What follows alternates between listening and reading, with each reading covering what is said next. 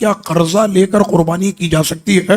اگر کسی شخص کو اس بات کا اندیشہ ہو کہ قرض لے کر میں قربانی تو کر دوں لیکن بعد میں یہ قرضہ ادا کرنا میرے لیے جو ہے وہ مشکل بن جائے گا، تو جب رب کریم نے تم کو ایک اجازت عطا کی ہے تو اس مالک کی اجازت کو لے لو۔ وہ کریم ہے، وہ دلوں کے حال کو دیکھتا، وہ تمہاری نیتوں کو دیکھتا۔ دل میں تمہارے بے قراری، دل میں تمہاری بے چینی ہے کہ اے کاش کہ میں بھی غنی ہوتا تو راہ خدا میں قربانی کرتا، لیکن میرے پاس نصاب نہ ہو سکا جس کی وجہ سے میں قربانی کرنے سے جو ہے وہ محروم رہ گیا۔